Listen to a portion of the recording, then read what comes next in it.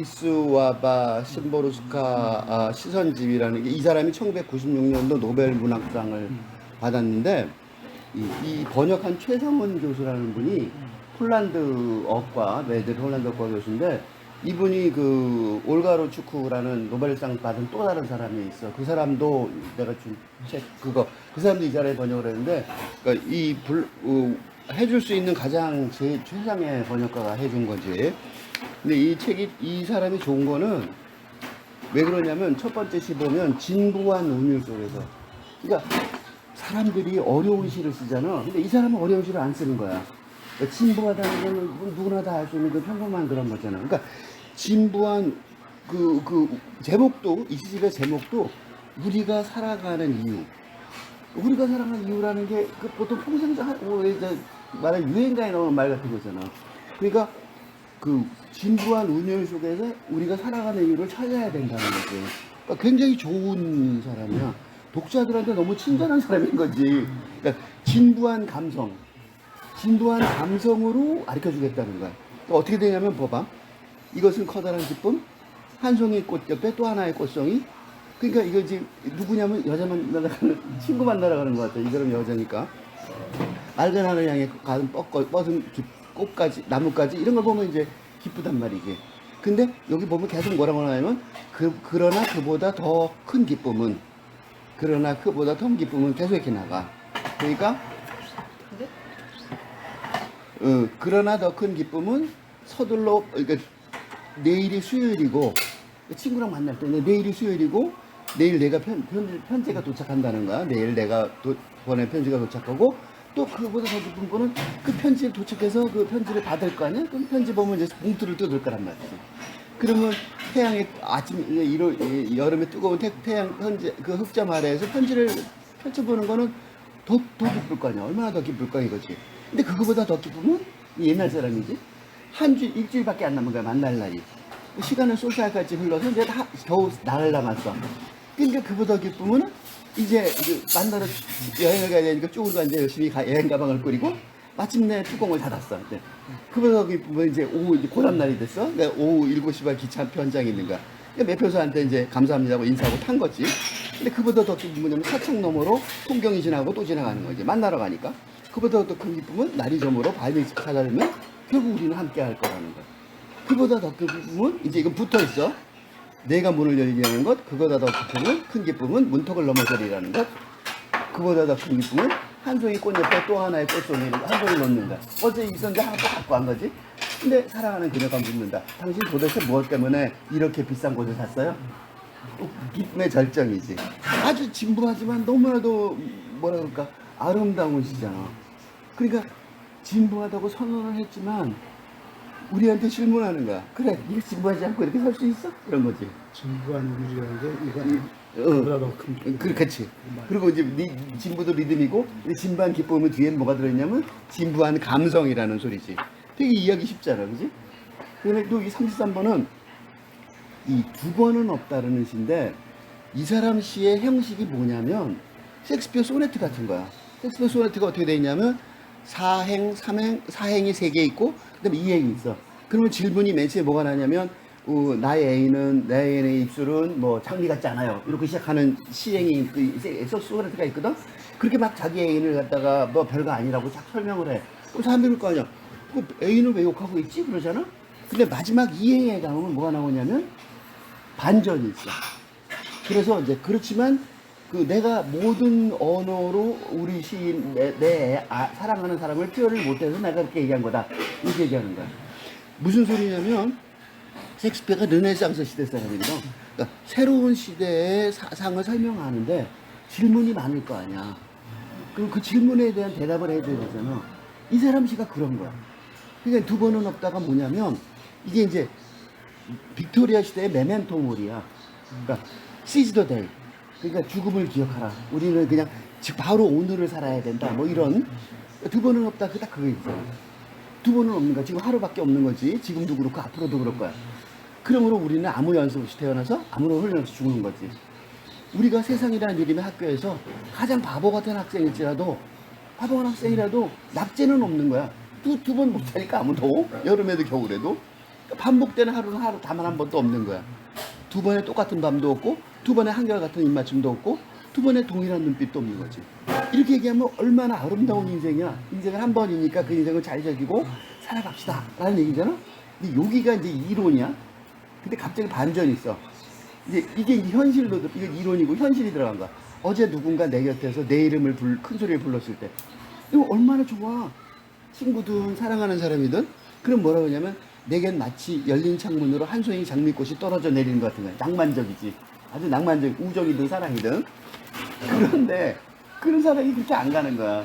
이제 그러면 또 갈등도 있을 거 아니야. 그러니까 오늘 우리가 이렇게 함께 있을 때 난 벽을 향해 얼굴을 들돌려 버릴 거야. 이제 같이 싸우는 거야.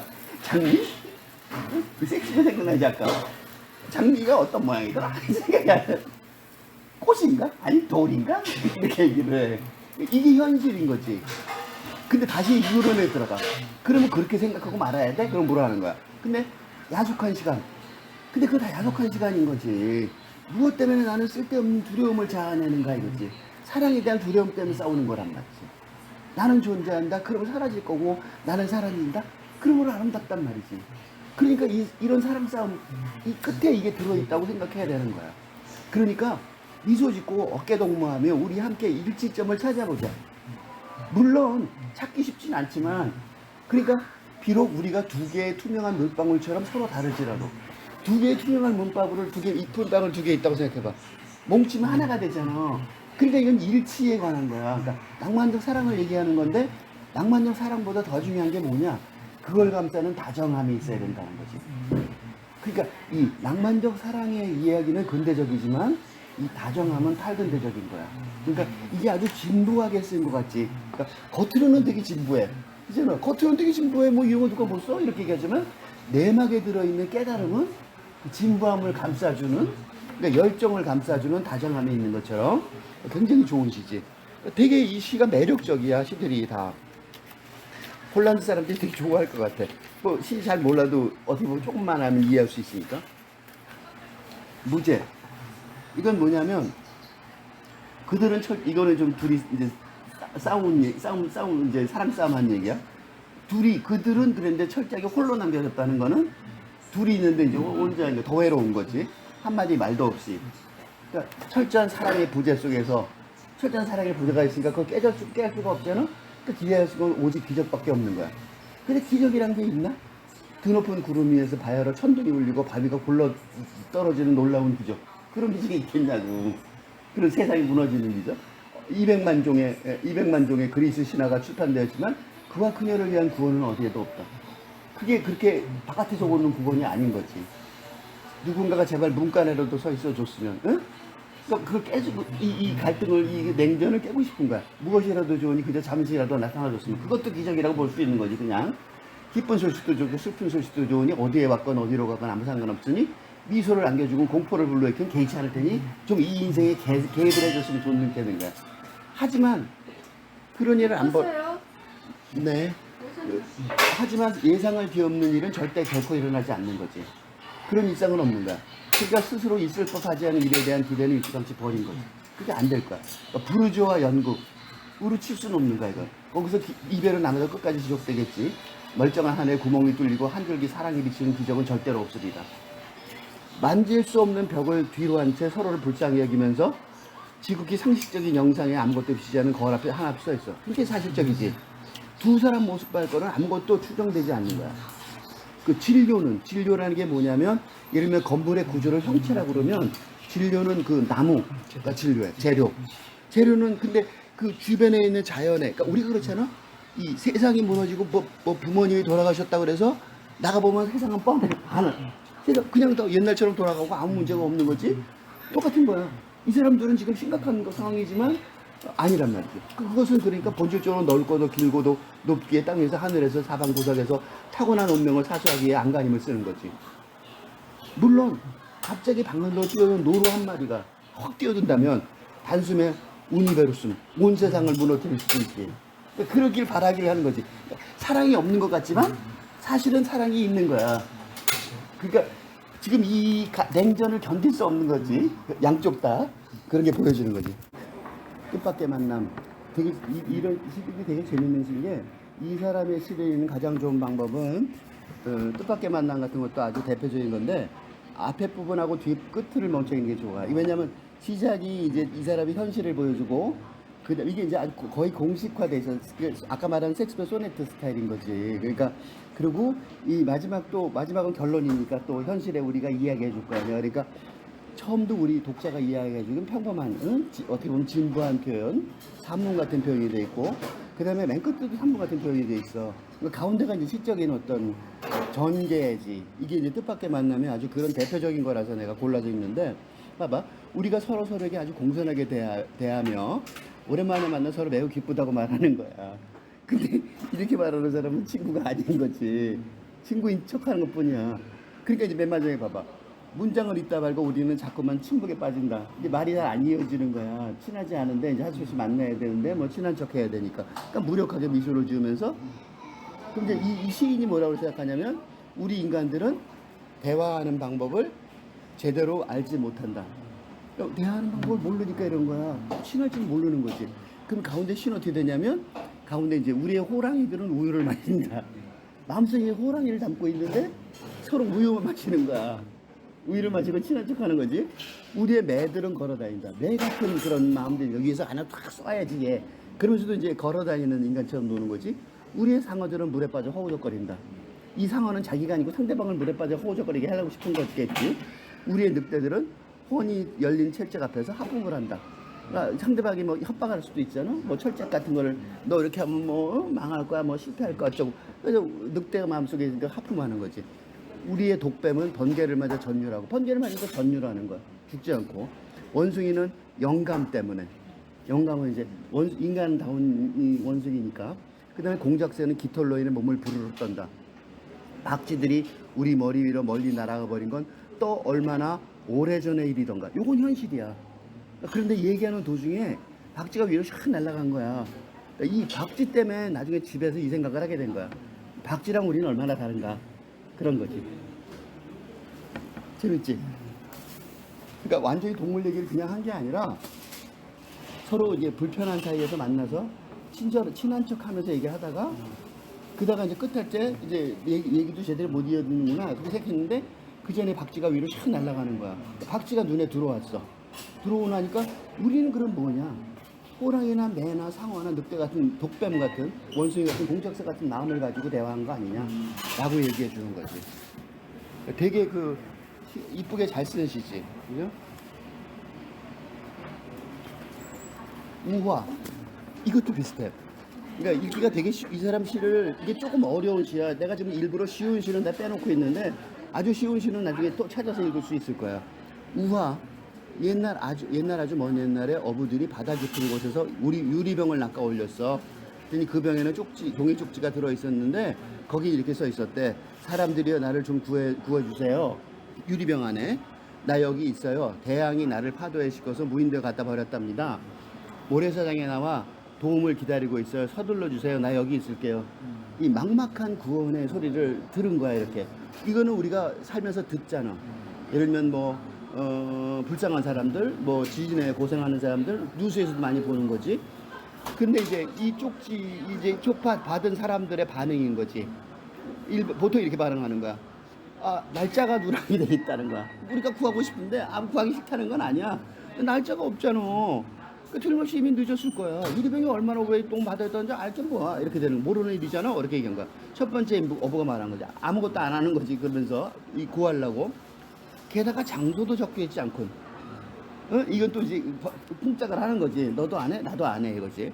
대양이 한둘도 아니고, 바다가 한둘도 아니고, 어디를 말하는지 통할 수가 없잖아. 이렇게 두 번째 어부가 말했어. 근데 그러면 이 인생이 좀 허무하지. 이러면 길거리 가다가 요새 누가 살인 칼 들고 막 휘두르는데 도와준다 그러는 사람들이 이렇게 말하면 도와줄 수가 없고, 이런 마음 자세는 못 도와주잖아요. 그럼 공동체라는 게 없는 거잖아요. 같이 산다는 게. 그런데 이제 양식 있는 사람이 있어. 그래도 그게 세 번째 어부야. 늦은 것도 아니고 멀리 있는 것도 아니야. 여기라는 섬은 언제 어디에나 존재하는 법이니까. 여기 그랬다고 그래서 그 여기를 우리가 모른다고 그래서 우리가 구할 수 없는 건 아닌 거지. 그 다음에 지금이 어딘지 모른다고 해서 구할 수 없는 건 아니라는 거지. 의지만 있다면. 세 번째 어부가 말한 거야. 근데 그렇게 말하면 어떻게 되네? 불현듯 어색한 분위기가 함께 침묵이 흘렀습니다. 예를 들면 환자를 구해야 돼요. 근데 병원에는 손해보는 일이야. 그런 얘기가 어렵잖아. 똑같은 거지. 보편적인 진실이라는 게 원래 다 그런 법. 생각하기 나름이니까요. 우린 이렇게 사는 거야. 이게 굉장히 정확한 세상에 대한 묘사지. 그러니까 대부분은 대중들은 이러고 첫 번째 업이나 두 번째 업처럼 대하고 모른 척하고 살지만 그래도 양식 있는 사람들은 세상을 움직여가는 사람들은 어딘지 모르고 그 다음에 시간이 언제인지도 모르지만 그래도 나서려고 하는 그게 이제 보편적인 진실인 거지. 그러니까 공동체가 지금도 있는 거잖아. 그러니까 그걸 이제 이 둘이는 어떻게 보면 무임승차하고 있는 거랑 마찬가지인 거지. 그런 비판이 이 안에 들어있는 거야. 그러니까 어색한 분위기가 될 수밖에 없지. 니들 무임승차한 거잖아. 이렇게 말하는 거야. 발라드. 발라드가 이 시인의 또 하나의 특징이 뭐냐면 그러니까 독자들한테 이제 재밌게 하려고 탐정 소설 같은 호기심을 불러일으켜 궁금하게 만드는 거지. 이게 소설가들이 하는 짓이야. 소설가들이 예를 들면 한 여인이 마당 앞에 앉아 있습니다. 그럼 그거에 이제 속 빠져들은 거지. 왜 앉아 있을까? 뭐 때문에 앉아 있을까? 뭐 이러고. 근데 그런 거를 극적으로 그냥 보통 소설이나 탐정 소설은 더 극적이잖아. 어떤 여자가 죽어 있는 시체를 발견했다. 그럼 이제 우리는 누가 죽였지? 왜 죽었지? 뭐 때문에 죽었지? 죽은 이유가 있을까? 뭐 이렇게 질문하게 되잖아. 그걸 호기심을 왕창 자극하는 그런 방식으로서, 그러니까 누가 했을까? 후스더닛, 후더닛이라고 그러지. 함정 소설을. 그러니까 지적인 분석을 하게 하는 거야. 물론 그 안에는 그 감정이 새로운 감정의 세계가 드러나는 거지. 근데 왜 이렇게 지적인 분석을 하게 만드냐면 독자로 하여금 지적인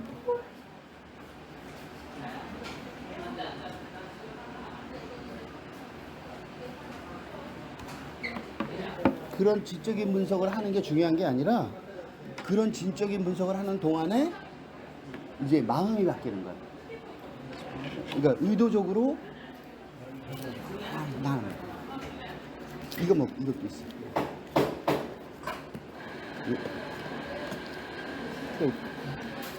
그러니까 지적인 분석을 하는 동안에 그러니까 지적인 분석은 이제 말하자면 디코이야.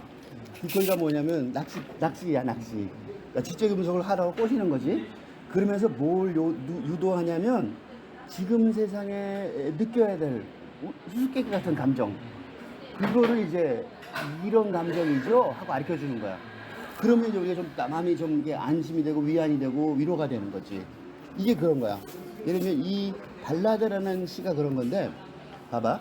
이 노래는 살해당했다가 갑자기 이제 의자에서 벌떡 일어나 어떤 여인에 관한 발라드. 되게 웃긴 얘기잖아. 어떻게 살해당했다가 벌떡 일어나? 근데 가능할 수 있어. 왜냐면 살해당한 건 이야기고 자기가 살해당한 얘기를 할 수 있잖아. 그러면 벌떡 일어날 수 있는 거지. 이게 자기 얘기야. 그러니까 세상에 자기가 살해는 안 당하고 그냥 죽을 수도 있잖아. 그러면 내가 이쯤 되면 죽어도 되겠다. 또는 죽을 수도 있겠구나 이 순간에. 그렇게 생각할 수 있는 거야. 그렇지만 현실은 몸은 살아있으니까 갑자기 일어나는 거야. 이게 자기 자신에 대한 드라마를 하나 쓴 거지. 그 얘기야 이게. 이 노래는. 근데 그거는 이제 발라드지. 옛날 발라드가 뭐냐면 서정시하고 달리 이야기시. 그러니까 이제 이 이야기를 하겠다는 거야. 그러니까 이 노래의 이야기는 이렇게 하는 게 더 맞지. 발라드니까 살해당했다고 생각해봐. 한참 몽상에 빠져 있다가 그때 안 죽은 거지. 갑자기 버디에서 발딱 일어난 어떤 여인에 관한 얘기야. 그럼 살해당했다는 얘기니까 왜 살해당했을까 하고 탐정소설만큼 궁금해지잖아. 그러니까 이제 그걸 보라는 거지. 그러니까 건전한 의도로 쓰여졌고, 그렇다고 해서 무슨 이상한 생각한 게 아니다 이거야. 이건 건전한 의도라는 게 무슨 소리냐면, 그러니까 일상 우리가 누구나 다 겪을 수 있는 그런 느낌이 있지. 그런 살해의 느낌. 살해라고 해서 뭐 한 사람이 뭐라 그럴까 누구를 뭐라 그럴까 원한을 가지고 죽인 게 아니고 그냥 내가 그냥 죽었다고 생각하면 그건 살해잖아. 어떻게 내가 죽으면 살인 거지 뭐. 누구한테 죽든 간에. 그치? 한자 종이에 기록된 거 지금 쓰고 있잖아. 커튼을 열어젖힌 창가에서. 근데 커튼을 열어젖힌 그런 몽상이 벌어진 거야.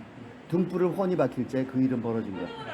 커튼을 열어젖히고 등불이 박힌 벌레가 들어오는데 몽상이 갑자기 빠졌어. 그러니까 잊어버린 거지.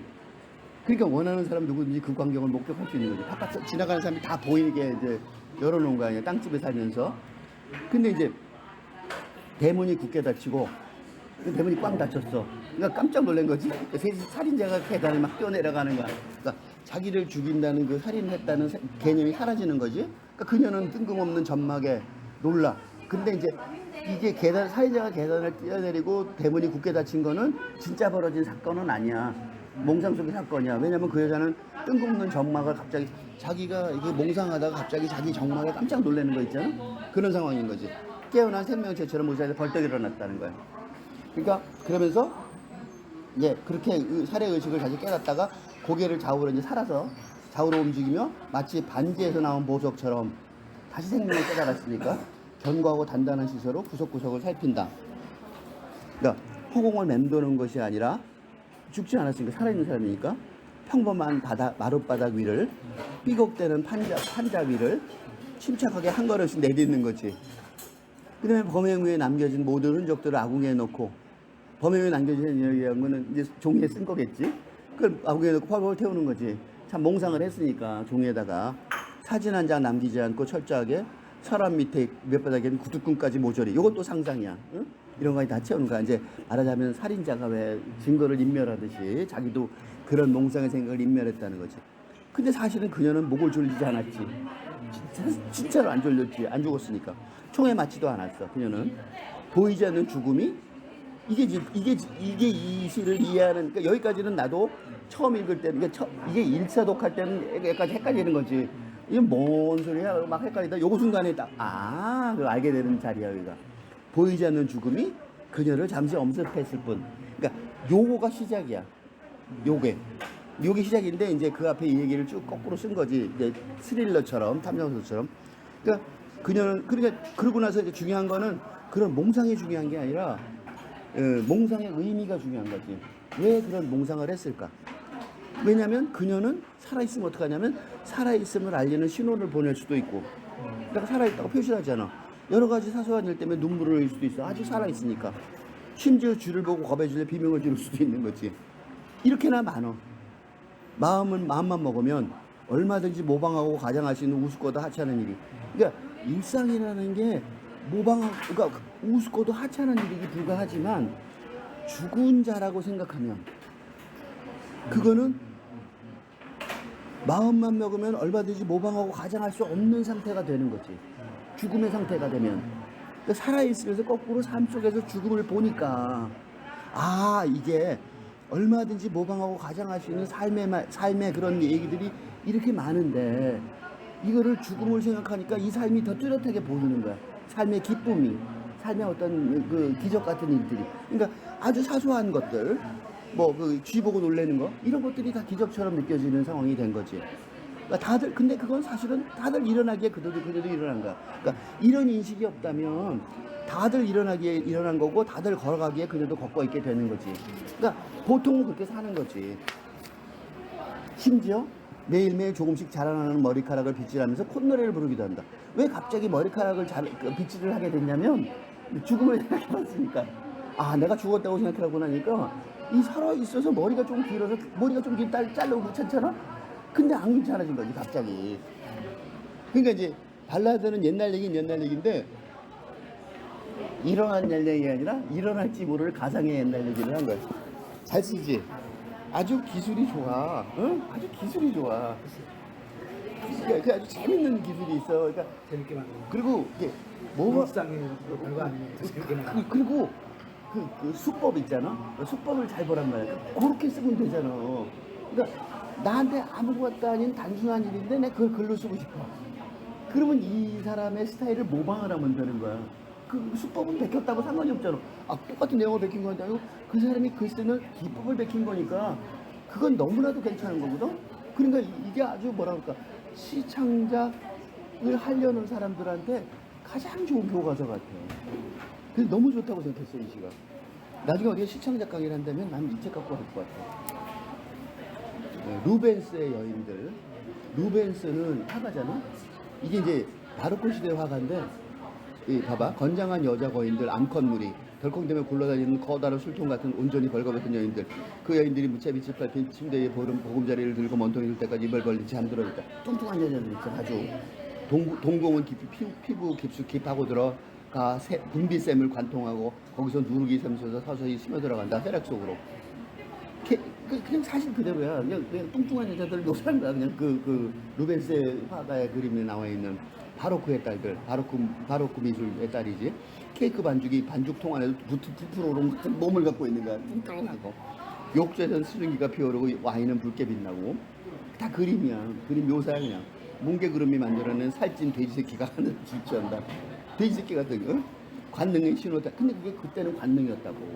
관능의 신호였다. 그러면 여기 섹스하기 좋다고 생각한 거지. 트럼펫 소리가 울려 퍼진다. 옛날에 여자 그 정도니까. 그러니까 코끼리, 이게 정상이야. 이 결정이야. 코끼리처럼 풍만하고 거대한 여인들이야. 알몸에 대해서도 오히려 2배로 팽창한 여인들이야. 격렬한 체위에서 오히려 3배로 부푼 여인들이야. 기름진 사랑의 양식이야. 그러니까 이때 이렇게 본 거야. 그 여인들에게 말라 비틀어진 이게 옛날에 그 말라 비틀어진 여자 없었냐? 있었다고. 여동생이 있었어. 근데 날이 채 밝기도 전에 그 애들은 잠에서 깨어났다. 아무도 보지 못했다. 아무도 안척을 안 하니까. 왜냐면 그림이 하나도 없어. 아직 완성되지 못한 화폭에서 바짝 마른 소녀들이 거위처럼 가지런히 열을 지어 어디론가 떠나가는 것을. 그러니까 그림이 안 나타나. 이따가도 지워진 거지. 그러니까 전형적인 추방자의 모습인 거야. 밖으로 튀어나온 가지뼈, 왜소한 참새를 쏙 닮은 손과 발. 소녀들은 견갑곡으로 움직여 날갯짓을 해버려야 했습니다. 13세기라면 그 애들에게 후광을 줄 수, 시던 때다 애들이 좋았었거든. 후광을 줄 수도 있었던 거야. 왕비가 되고 막 그런 거지. 근데 20세기라면 그 애들에게 화려한 음악을 선사해서 배우가 될 수도 있었잖아. 부탁받았는데 모델이 되는 거지. 선사할 수도 있었을 텐데. 그러나 슬프도다. 17세기는 말라깽이를 용납한 세기입니다. 재밌지.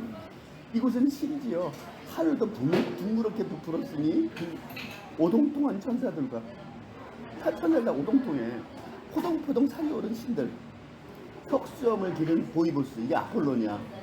그가 땀에 젖은 준말을 타고 뜨겁게 타오르는 심시를 향해 맹렬히 달려가고 있다. 되게 그냥 사실 그대로 묘사를 했는데 사실은 굉장히 웃기는 시가 됐어. 그치? 그러니까 니의 기준이 왕창 달라진 거지. 아니야, 이때는 요거 지나서 19세기에는 빼짝 마른 왜 과부들 있지? 그게 뭐였는지 알아? 걔네들이 저거였어. 마녀. 그 마녀 사장에 저게 됐다니까. 이거 먹어. 마녀 사장에 그 빠져 말랐다고. 남편 없이 죽었다고. 남편 이게 예를 들면 자녀들 여자니까 이런 그러니까 그렇게 맘대로 쓰는 거지. 남자도 있으면 이제 욕 먹는 거지 이건. 말도 안 되는 거지. 남자는 못 쓰는 시야. 남자는 썼다 그러면 이제 당장 난리가 나는 거지. 쓰는 즐거움. 이제 글 쓰는 즐거움을 말하는 거야. 이거는 이제 진짜 창작에 대한 어떤 자기의 이미 쓰여진 종이 위에 쓰여진 숲을 가로질러 이미 종이 위에 쓰여진 노루는 어디로 달려오고 있는가. 숲에 노루가 숲에 있다 이렇게 쓸 수 있잖아. 그 숲이랑 노루는 진짜로 존재하는가 그런 거지. 그러니까 이제 쓰는 사람들이 고민하는 거야. 내가 숲이라고 썼어. 그럼 노루가 숲에 있다. 숲에서 달려간다 이렇게 말했단 말이야. 그러면 그 진짜 내가 노루를 말하는 건지, 그러면 내가 쓴 시에는 그 숲이 진짜로 살아있는 건지, 내가 그냥 과장되어 헛소리하고 있는 건지, 그런 고민을 당연히 쓰는 사람들은 하게 돼 있잖아. 그러니까 그래서 못 쓰는 거야 대부분 다. 그런 것 때문에 내가 이거 뭐 얼마나 대단한 걸 쓴다고 이렇게 되는 거지. 그 얘기를 하는 거야. 그런 고민은 누구한테나 있다는 거지. 그러니까 투사지처럼 자신의 입술을 고스란히 투영하는 옹달샘, 그곳에 이미 쓰여진 물을 마시러. 이것도 이제 옹달샘 현실이지만 종이에 쓰면 옹달샘의 물, 그럼 종이에 써 있는 거란 말이야. 그걸 마실 수 있냐 이거야. 근데 왜 노루는 갑자기 머리를 쳐들었을까? 무슨 소리라도 들었나? 현실에서 빌려온 내 다리를 듣고서. 그러니까 내 다리라고 말하지만 그건 현실에 있는 걸 모방한 거잖아. 내 손끝에서, 내 손끝 아래에서 내가 쓰니까 지금 노루가 옹달샘에 물을 먹다 고개를 들었다, 숲에서 고개를 들었다, 뭐 그런 기조를 쓴 거야. 그러니까 이제 노루가 내 다리를 듣고서 귀를 쫑고 세고 있지. 고요. 그 단어는 안 썼지만 이 단어가 종이에서 바스락거리면서 나오겠지. 고요하니까 노루가 물 먹겠지. 숲이라는 단어에서 뻗어나온 나무 가지를 이리저리 흔들어 놓겠지. 그러니까 지금 이게 자기가 쓴 시의 세상에 대해서 창조주의 입장에서 쓴 거야, 쉽게 말하면. 혹시라도 잘못 연결될 수 있는 글자들이, 그러니까 이제 아직 안 쓴 거야, 이거는 글자들. 하얀 종이 위에서 도약을 위해 웅크리고 있다. 그러니까 종이 글자들이 있었는데 그게 이제 숨어 있는 글자들이 튀어나오겠지. 튀어나오려고 그런다. 겹겹이 포위된 문장들은 구조를 허락하지 않을 것이다. 어떤 것들은 마음속에만 있는 글자였고 종이로 안 올라온 글자들도 있는 거지, 그렇지? 이런 것들은 올라온 얘기지만 잉크 한 방울 한 방울 속에는, 그러니까 잉크 한 방울 속에 꽤 많은 여분의 사냥꾼들이, 노루가 지금 여기 옹담에서 물 마시고 있으니까, 숲속에서, 고요한 숲속에서. 그러니까 꽤 많은 여분의 사냥꾼들이 눈을 가늘게 이제 숨어 있겠지.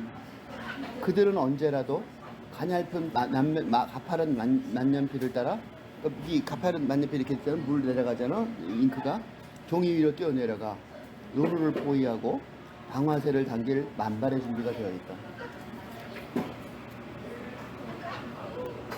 사냥꾼들은 이것이 진짜 인생이 아니라는 걸 인지 못하다. 그러니까 여기서도 창작에 들어간 거야, 아예. 그러면 우리가 창작을 하게 되면 그 노루를 잡는 종이 위에서, 이야기 속에서, 시 속에서 노루를 잡는 사냥꾼들은 이게 진짜 인생이 아니라는 사실을 잊어버리게 되지. 그 안에서는 다른 얘기, 대상이 거쳐지는 거니까. 여기에는 흑백이 분명한, 여기에는 이 시세계 속에서는 전혀 다른 법체계가 지배하고 있는 거지. 눈 깜짝할 사이에 내가 원하는 것만큼 길게 지속될 수도 있고, 그치? 시인이 총알이 유영하는 찰나적 순간이 미수한 영겁으로 쪼개질 수도 있는 거지. 총을 쐈다. 그런데 노루가 죽었다를 20편 뒤에 쓸 수도 있는 거잖아. 그잖아. 그러니까 순간이 아주 길게 늘어날 수 있는 거지. 만약 내가 명령만 내리면 이곳에선 영원히 아무 일도 일어나지 않는다. 그러니까 그 사실은 괜찮을 거야. 뭐 사냥꾼을 내가 창조 안 하면 되니까. 내 허락 없이는 나뭇잎 하나도 함부로 떨어지지 않을 테고 말과 유발에 풀잎이 짓이겨지는 일도 없을 테다. 그렇다. 이곳은 바로 그런 세상. 내 자유의지가 운명을 지배하는 곳. 시창작에서 예당이니까 내 맘대로 글 쓰는 즐거움이라는 거지. 쓰는 즐거움. 그래, 제목이 거잖아. 신호의 연결고리를 동요매어 시간을 만들어내고, 시간도 내가 만들어내는 거지. 내 명령에 따라 존재가 무한히 지속되기도 하는 곳. 쓰는 즐거움. 지속의 가능성. 하루하루 죽음을 향해 소멸해가는 소나의 또 다른 도구. 그러니까 나는 죽음을 가게도 가지만 그거는 안 죽는 거를, 그러니까 인간이 어떻게 보면 운명에 저항하는 아주 좋은 도구 중에 하나라는 거지. 근데 이 심보르스카의 가장 큰 약점은 너무 자유의지를 강조하잖아. 그치? 그렇게 굉장히 뭐 신처럼 그렇지는 않을 텐데, 이때 이 내 자유의지라고 그럴 때는 약간 비판적으로 얘기하자면 신의 자유의지는 아니잖아. 내가 종이 위에서 신처럼 쓰는 건 아니란 말이야. 그러니까 근데 이 심보르스카의 강점이기도 하고 약점이기도 한데 아주 그래서 이해하기가 쉬워. 대신에 조금 심하게 과장되지. 이건 좀 약간 심하게 과장됐잖아. 그런 면이 있어. 풍경. 이것은 나의 지긋한 거장이 만들어낸 풍경. 이 그림을 묘사를 많이 해, 이 사람이. 그러니까 이게 나무는 유화 물감 아래 굳건히 뿌리를 내렸고, 나무가 그 유화의 그림에 있는데, 그냥 나무가 그냥 그림에 있는 게 아니라 물감 아래 뿌리를 내린 것 같이 단단하게 있다는 거야, 그림이. 지긋한 거장이 만들어낸, 누구라고 말은 안 했지만 아주 유명한 화가겠지. 오솔길은 목적지까지 정확히 뻗어 있지. 보통 그림에서는 쫙 펴져 있잖아. 그림 디스크라이브 하는 거지. 묘사하는 거지. 풀잎이 위풍당당 서명을 대신한다. 그러니까 풀잎이 막 이렇게 있는데 서명을 대신한다는 게 뭐냐면, 아, 그거 누가 그렸구나 알만한 그런 풀잎으로, 그림 방식이 다를 거 아니야, 사람들은. 그러니까 왜 우리 동양화도 그림 방식이 다른 것처럼 지금은 틀림없는 오후 5시에 그림을 그린 거야. 5월은 부드럽게 그러나 단호하게 억류되었다. 5월 오후 5시에 그림을 그린 거야. 거기에 이제 오솔길이 있고 풀잎이 있고 나무가 다 있고. 그러니까 그러므로, 왜냐면 이 그림 앞에서, 그러므로 나 또한 망설이며 그 자리에 그대로 멈춰섰다. 나도 그 그림에 동화돼서 그 그림의 세상을 인정한 거지, 100%. 근데 왜 그랬냐면 그거는 내 그리움이요. 나는 물풀의 나무 아래 서 있는 순박한 시골 처녀이기 때문이다. 지금 이 시스 사람은 순박한 시골 처녀가 아니야. 옛날에 그랬어. 응. 그 자기 고향을 고향하고 거의 닮은 그림을 앞에서 그러니까 내가 거기에 억류될 수밖에 없는 거지. 억류돼 거기서 멈출 수밖에 없고 나는 그 자리에 멈춰져서 그림하고 동화되니까 내가 뭐가 되냐면 물풀의 나무 아래 서 있는 순박한 시골 처녀가 되는 거지. 그 이제 그 그림 보고 이제 내가 이제 회한에 잠기는 거야. 내가 널 두고 얼마나 멀리까지 떠나있는지 보라. 깨닫는 거지, 이제 보다가. 이제 그림을 감상하고 나서. 내가 걸친 새하얀 모자와 노란색 치마를 보라. 그 안에 시골초대가 하나 있는 거야. 그 여자하고 가지고 동일시하는 거야. 그 여자가 이제 새하얀 모자하고 노란색 치마를 입고 있는데 나도 그랬었다 이거지. 그림 밖으로 뛰쳐나가지 않으려고. 나도 그랬었는 거지. 지금 마음은 그런가. 거기 왜 뛰쳐나왔지? 그런 거야. 그 고향을. 얼마나 단단히 바구니를 움켜잡고 있는지도 보라. 그림 묘사긴 한데 사실은 지금 이 순간이 되면 이게 그림 묘사인지 이 사람의 과거에 이게 막 섞여 있지 이제 예술하고 막 그 객관적인 예술 작품하고 주관적인 감정하고 그 안에 들어가 막 섞여 있어 지금. 그 낯선 운명 속에서 어떻게 활보하고 있는지, 응? 그러니까 이렇게 움켜쥐고 있는 마음이지만 지금 어떻게 되냐면 낯선 운명 속에 현실은 이렇단 말이야. 낯선 운명 속에 어떻게 활보하고 있는 거야. 삶의 비밀로부터. 그때 사람들이 비밀을 아는 것 같았는데 거기서부터 어떻게 벗어나 쉬고 있는 거야. 그림 보러 간 건 쉬러 갔는데 요거 두 개는 현실의 묘사인 거지. 그러니까 이 사람은 가만 보면 열쇠를 가운데 있어. 요게 이제 그 열쇠야. 그림을 보고 자기가 깨달은 열쇠야. 이것 때문에 거꾸로 돌아가서 그림. 그러니까 사실은 그림을 생각 없이 보다가 요 순간에 요 두 줄 낯선 운명 속에서 내가 어떻게 그러니까 그 처녀였던 애가 낯선 운명 속에서 어떻게 활보하고 있는지 삶의 비밀로부터 과거의 삶의 비밀로부터 어떻게 벗어나고 쉬고 있는지를 깨달은 거지. 그러고 나니까 지금 내가 본 그림들에 대한 감상이 무슨 의미인지가 기억이 반복이 되는 거지. 그래서 이제 나, 현실의 나를 이제 생각하는 거야. 근데 설사 우리가 그런 이제 과거의 어린 시절의 고향에서의 나를 기억을 하더라도 그 속으로 못 들어가는 거지. 설사 내가 부른다고 해도 그 그림 속에 있는 네가 불러도 나를 진짜 내 귀에 들리지 않겠지 이제. 내 귀에 들리지 않을 일이. 그지? 그리고 내가 만약 그걸 들었다고 해도 몸을 돌려 되돌아가진 않는, 돌아갈 수 없어 거기로. 그리고 정녕 내가 그 불가능한 몸짓을 했다 하더라도 오케이 돌아가. 그러고 돌아가지냐고. 내 얼굴은 내게 한없이 낯설기만 할 뿐인 거야. 시차도 있고 그지? 시간 다르고. 나는 10km 반경 내에서 세상을 안다. 나는 모든 고통을 다스리는 데 필요한 모든 약자 주문을 안다. 이건 뭐냐면 그 어릴 때 그 얘기야. 그때 그랬다는 거야. 그게 나한테 너무 낯설은 모습인 거지. 그때는 10km 반경 내에 거기만 사는 거야. 조그만 나라에서 10km 반경 내에서. 그리고 그 약초랑 주문을 그때는 외고 살았을 거 아니야? 병원은 없었으니까. 신은 여전히 내 정수리를 내다보고 하늘에 신이 있다고 믿고 있었던 시절이고 나는 변함없이 기도를 하고 갑작스러운 죽음은 맞지 않게 해달라고 기도하고 전쟁은 형벌이고 평화는 보상이다. 수치스러운 꿈은 사탄에게 비롯하였다. 이게 내가 생각하는 거야. 그리고 자도 속에 씨가 박혀있듯이 내 안에는 당연히 영혼이 깃들어 있다. 이거는 지금은 믿을 수 없는 내게는 한없이 낯설기만 한 과거에 난 거지. 나는 신장에 유일하지 못한다. 내 아들의 아버지 그 사람의 나체를 알지 못한다. 아직 그런 순수한 처녀니까 구약성서의 위대한 시편을 읽으며 그 뒤에 잉크자국으로 얼룩진 무수한 습작 노트가 존재하지 않을까. 그런 의심 따위는 품어준 게 없다. 지금은 그런 의심을 하고 있는 거지. 그러니까 못 돌아가 이제. 그래서 신이 내 머리 위에 있다 이렇게 말할 수가 없는 거지. 내 정신을 내자부터 이렇게 말할 수가 없는 거야. 이미 그렇게 또 안 되는 거지. 내가 하고 싶은 말들은 늘 준비된 문장에서 담겼어. 그때는 말을 할 때 쓸데없는 말하고 딱 필요한 말만 하고 준비된 말만 했던 거지. 내 삶에는 절망이란 없다. 왜냐하면 그건 내 몫이 아니니까. 아직 내 몫이 되기에는 너무 어렸어. 내게 맞춰 있는 임무는 오로지 보존하고 유지하는 일뿐. 그러니까 이런 시대가 있었기 때문에 이런 시대, 이게 멀어져가는 이런 시대를 못 돌아간다는 걸 이제 점점 알게 되는 거지. 내가 걸어가는 이 길을 네가 가로막는다고 해도, 내가 지금 걸어가는 길을 네가 막아도 내 두 눈이 내 두 눈을 네가 물끄러미 쳐다본다 해도 나는 머리카락보다 더 가늘한 심연의 가장자리를 딛고 아슬아슬하를 너를 지나친다. 이때 나하고 너하고 구별이 좀 묘하지. 이때 나하고 너가 누군지 혼란스럽게 돼 있어, 일부러. 왜냐면 하나는 과거에 말고 하나는 현재의 난데 어떤 게 어떤 건지 약간 헷갈리게 일부러 써놨어. 왜냐면 그쪽에 나하고 또 내 쪽에 나하고 둘 다 그런 거야. 그러니까 어느 쪽이 어느 쪽이든 상관없게 이 내하고가 구별이 잘 안 되게 일부러 모호하게 그런 이미지 잡은 거야. 그러니까 그래 놓고 이건 옛날이야.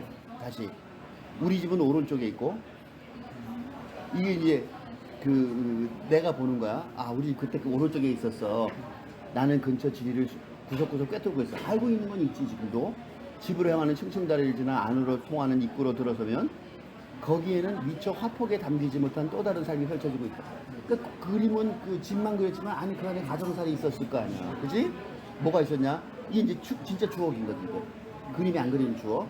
그러니까 이게 고향 그림이었을 수도 있어. 안락 의자로 뛰어오르는 고양이 이런 거 안 그렸겠지? 그다음에 주석으로 만든 주전자에 빛을 들이우는 태양 이런 거 안 그렸겠지? 그런 건 뭐 그냥 테이블 넘어 뼈만 앙상이 남은 한 남자가 한다 시계를 고치는 중. 이 한 남자 아버지겠지? 그런 추억. 그러니까 이 추억이 있던 시절은 이미 끝나버린 거지. 어떤 사진을 그림을 보고 풍경. 어릴 때 그러니까 그거를 회상하는 거예요. 그렇지. 근데 그 그림이 원래는 고향 그림이 아니었을 수도 있어. 그렇지만 이제 고향 그림이라고 악착같이 자기가 짜내갖고 생각을 해본 거지.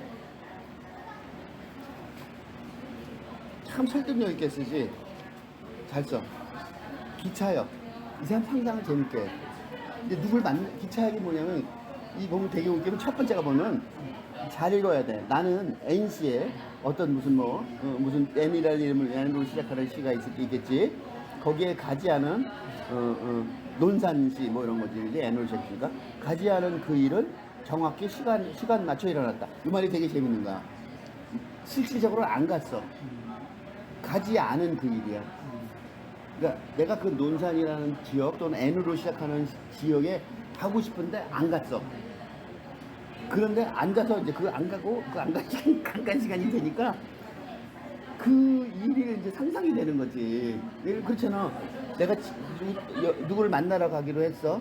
근데 그 시간에 나는 일부러 안 갔어. 그리고 그 시간이 됐어. 그러면 어떻게 되겠어? 내가 그 시간에서 만났지 뭐 그런 생각을 할 거 아니야? 딱 그거야. 정확히 시간에 맞춰 일어났다는 거야. 그 일은 나는 안 갔는데 이제 가상의 내가 가는 거지. 그래서 발송되지 않은 편지가 내게 미리 예고를 해줬고 발송 안 했어. 그러니까 안 간다고 편지도 안 보낸 거야. 예정된 시각에 너는 가까스로 여기에 오지 않을 수 있었다. 안 온 게 아니라 왔지. 이거는 실제 온 거야. 왔는데 내가 안 간 거지. 근데 기차가 3번 플랫폼으로 들어왔고 많은 사람들이 내렸다. 나의 부재는 인파 속에 섞여 출근을 걸어간다. 걸어갔어야 되는 거지, 그 길을. 황망함 속에서 몇몇 여인들이 서둘러 나를 대신했다. 그러니까 나처럼 그렇게 황망함 속에 여인들이 서둘러 가는 거지. 그중 한 여인을 향해 내가 모르는 어떤 사람이 달려갔지만, 그러니까 그 한 여인한테 달려간 남자는 나를 아는 남자가 아니지. 그녀는 그를 알아보았다. 그치, 그 사람을 만나러 갔으니까. 그것도 당장에. 나도 그랬어야 되는 건데 못 간 거야. 무슨 사랑이 이제, 내 것이 아닌 트렁크가 분실되었을 때. 그치? 내 것이 아닌 트렁크니까 없지. 그러니까 분실된 거지, 당연히. 근데 그 두 사람은 우리의 입맞춤이 아닌 낯선 입맞춤을 서로 나눈 것 같다. 재밌지? 그러니까 NC의 기차역은 객관적으로 존재하라는 시험에 훌륭하게 통과했다. NC의 기차역은 있는 거야. 그 시의 기차역은. 객관적으로 존재, 당연히 있는 거지. 전체는 있어야 할 그 자리를 고수하고 있고, 세부적인 사항들은 지정된 철로를 따라 부지런히 움직이고 있는 거지. 그치? 심지어 약속된 만남조차 늘 어김없이 이루어졌다. 다 빼놓고, 단지 문제는 우리죠. 나지. 철저하게 우리의 현존이 미치는 범위 밖에서. 우리는 현재 존재하지 않는 거야. 왜냐면 상대방 너는 있었을 텐데 내가 없는 거잖아. 그러니까 존재하지 않는 거지. 있음직한 개음성을 상실한 파라다이스. 이렇게 만나서 뽀뽀하고 그랬으면 얼마나 좋겠어. 그럼 파라다이스인데 개음성을 상실한 거야. 내가 안 갔으니까. 어딘가 다른 곳에서 얼마나 가슴 아픔이 있는지 두 번이네. 그지? 응? 못 갔는데 어딘가 다른 곳에서 이 작은 낱말 조각들이 얼마나 커다란 울림을 갖고 있는지. 아마 못 간 연인한테 이걸 보내면 충분히 용서해 줄 것 같아. 바람을 맞힌 거지, 쉽게 말하면. 근데 바람을 맞췄지만 자기가 의도해서 바람을 맞힌 게 아니고 자기는 가고 싶은데 절절하게, 그치? 다른 이유 때문에 못 간 거야. 그러니까 이제 그 연인한테 뭐 이 편지를, 이게 시를 보내주면 그 연인이 100% 용서해 주겠지. 그치? 얼마나 가고 싶은지, 그치? 상상을 너무나도 자세히 했잖아.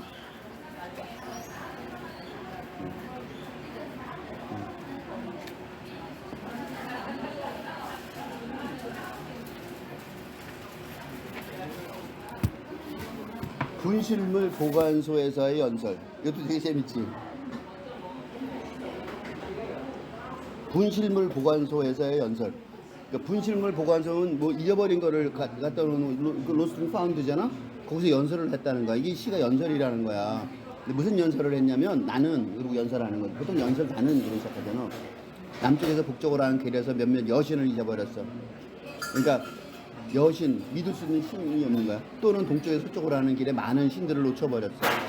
그러니까 나는 이제 지침이 없어서 하는 거지. 그러니까 이 인생의 지침을 잊어버렸다는 거지. 이때 잊어버린 거는 나는 별 몇 개가 영원히 꺼져버린 거야. 그러니까 신 같은 게 없으니까 신화도 없어졌을 거 아니야. 하늘에서 흔적도 없이 사라져버렸다. 나는 나의 섬이, 나의 별 몇 개가 사라졌고 나의 섬이 하나둘 바닷속으로 가라앉았다. 심지어 어디에 발톱을 놓아 두었는지도 통 모르겠다. 누가 내 거죽을 뒤집어 쓰고 돌아다니는지.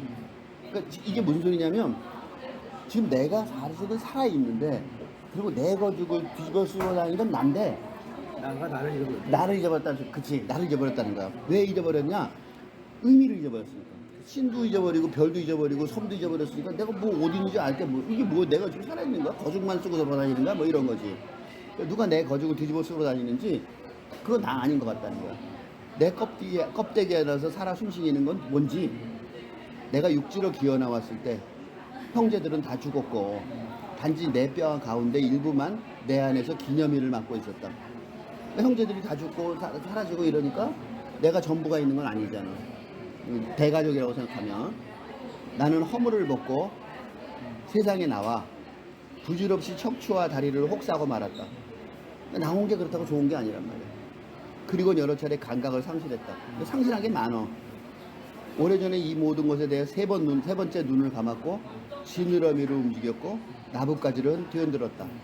그래서 어떻게 됐냐? 사라지고 소멸되고 바람결에 사방으로 흩어졌다. 스스로 생각해도 이상하다. 내가 이렇게 조금밖에 남지 않았다니. 그러니까 내가 옛날에 안 그랬었는데 왜 다 쓰러지고 사라지고 소멸되고 바람결에 흩어져 버렸는지. 나는 한없이 개별적이고 독립적인 존재인데. 이게 결론이야. 이게 이제 이것 때문에 벌어진 거야. 이게 이제 현실이야.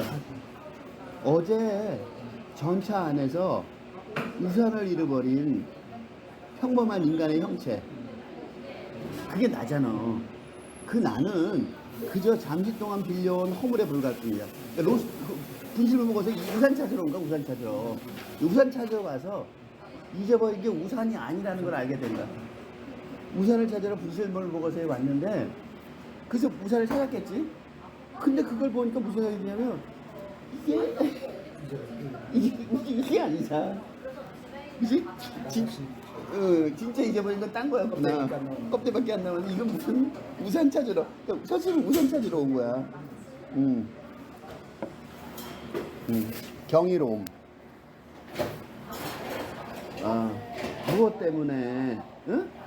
그러니까 이게 나라는 사람에 대해서 경이로움을 느끼는 거야. 이건 또 반대쪽 얘기지. 그러니까 이거는 내가 온전하지 않다. 앞에 시는 개별적이고 독립적인 존재가 아니라는 사실에 대해서 한탄하지만 여기서는 나라는 존재가 살아있다는 사실 자체가 놀라운 거지. 그러니까 무엇 때문에 그 누구도 아닌 바로 이 한 사람일 거냐. 왜 내가 다른 사람도 아니고 나냐 이거야. 다른 이가 아닌 오직 이 사람인 이유는 무엇일까요? 나 여기서 무엇 하고 있나요? 수많은 날들 가운데 하필이면 화요일에 새들의 둥지가 아닌 사람의 집에서 빈일이 아닌 피부로 숨을 쉬면서 잎사귀가 아니라 얼굴 가죽을 덮어쓰고서 어째서 내 생은 단 한 번뿐일 걸까요? 그냥 말 그대로지. 무슨 이유로 바로 여기 지구에 착륙한 걸까요? 이 작은 혹성에 수없이 오랜 세월 존재조차 없다고 왜 갑자기? 나는 그전 존재를 모르잖아. 모든 시간과 지평선을 넘어 왜 하필? 어째서 해조류도 아니고 강장동물도 아닐까요? 내가 무엇 때문에 지금일까요? 왜 단단한 뼈와 뜨거운 피를 가졌을까요? 나 자신을 나로 채운 것은 과연 무엇일까요? 이게 질문이야. 그러다가 경이로움을 느낀 거야. 정말로 기가 막힌 기적이구나. 경이롭구나. 원더야. 그런 거지. 왜 하필 어제도 아니고 100년 전도 아닌 바로 지금. 요게 열쇠야. 나 자신을 나로 채운 것은 과연 무엇일까? 요게 열쇠야. 요거에 이제 앞뒤가 써있는 거야. 왜 하필 옆자리도 아니고 지구 반대편이 아닌 바로 이곳에 앉아서 어두운 구석을 뚫어지게 응시하며 영원히 끝나지 않을 독백을 음찌올리고 있는 걸까요? 경이롭다 이거지. 이 내 자신의 존재가 엄청나게 경이로운 사람이라는 거지. 그래서 마지막에 마치 고개를 빳빳이 세우고 으르렁대는 강아지처럼 칭얼대는 강아지 같다는 거야. 나도 이런 식을 쓴 적이 있는데 민키라는 시인데 민키라는 개한테 야 걔가 막 우리한테 막 좋아하잖아. 뭐 동물들이 반려동물들이 내가 걔한테 신 같더라고. 그잖아. 내가 먹으라고 오면 과거랑 먹고 궁기면 궁기고 그지? 이렇게 생각해봐야지. 신이 날 보고 똑같은 것 같았어. 그리고 신이 나보고 만시가 달달하다. 배고프니 뭐 이럴 수도 있다는 거지. 그지? 그런 뭐라 그럴까 관점의 전환을 보여주는 거야. 알레그로 마논 트로포. 이게 뭐냐면 빠르게 그러나 적당히. 이게 뭐냐면 교향곡 있잖아. 뭐 콘서체르토 이런데 1악장 뭐 빠르게 2악장 느리게. 그다음에 뭐 보통 결론 부분에 알레그로 논 이게 많이 써. 마논 트로포. 이게 이제 그 악장 처음 시작할 때 이런 게 써 있어. 이렇게 악장에 표시가. 그러면 빠르게지만 적당히 빠르게 이렇게 써 있어. 3악장 이렇게 해서 이게 나와요. 보통 중간쯤에 이런 게 나와요. 그러니까 결론 부분. 그러니까 그래서 이제 말하자면 그런 어떤 하나 악장을 쓰는 거야. 신의 삶의 한 악장을 결론처럼 하나 써보려고 그러는 거야. 그래서 나는 이제 음악으로 푸는 거지. 근데 음악이 뭐냐면 나는 생에게 말하는 거야. 이 음악은 찬사야. 너는 아름답기 그지없구나. 응? 더할 나 역시 풍요롭고 한결더 개구리답고 마냥 밤꾀꼬리답고 무척이나 개미답고 꽤나 종자식물답다. 참 잘 쓰지. 응? 아주 이미지가 좋아. 생으로부터 사랑받고 주목받고 찬사받기에 부단히 노력 중이다. 그치? 나는 생에서 순종의 의사를 얼굴 가득 드러내고서 언제나 제일 먼저 그 앞에 무릎을 꿇는다. 왼쪽이든 오른쪽이든 뒤를 쓰고 쫓아간다. 환희의 날개를 단 채 날아오르기도 하고 경탄의 물결에 몸을 던지기도 한다. 이 메뚜기는 얼마나 초원다운지, 이 산딸기는 얼마나 쑥스러운지 그런 걸 느끼잖아. 메뚜기는 초원에, 메뚜기가 초원을 대체하잖아. 산딸기가 숲. 그러니까 나도 이 세상을 대변하는 거지. 나는 그러니까 이거는 생다운지 생스러운지 이렇게 말할 수 있겠죠. 어떻게 보면. 그지? 만약 내가 이 세상에 태어나지 않았더라면 감히 이런 생각을 품지도 못했어. 생애 찬가 교향곡 제3장 그치? 알레그로 마논 트로포 이런 걸 그린 거지. 나는 생을 향해 말한다. 너와 견줄 만한 대상을 결국 찾지 못했노라. 그 누구도 이보다 낫지도 못하지도 않은 바로 이런 솔방울을 만들어낼 수 없어. 솔방울 하나도 놀랍잖아. 내 관대함과 창의력, 활력과 정확성에 내 머릿속에 찬사를 보내느라. 또 뭐가 있을까? 그래, 더 나아가 네 마력과 생의 마력과 묘술에도 경의를 표하노라. 단순 네 기분을 망치지 않기를, 너를 화나게 하거나 귀찮게 하는 일이 없기를. 수만 년 전부터 나는 늘 미소를 잃지 않고 내 비위를 맞추려고 무단히 노력 중이다. 우리 인류가 그렇잖아. 그래서 계속 살아온 거지. 잎사귀의 끝자락을 향해 손을 뻗어 생을 잡아당겨 본다. 그래서 멈췄는가? 무슨 소리가 들렸는가? 잠시라도 좋으니 단 한순간만이라도 어디로 가고 있는지 잊은 적이 있었던가. 그치? 우리는 죽음을 향해 가잖아? 그렇지만 그 죽음을 향해서 가는 걸 잊지 않았기 때문에 생에 대한 찬가를 이렇게 쓸 수 있는 거야.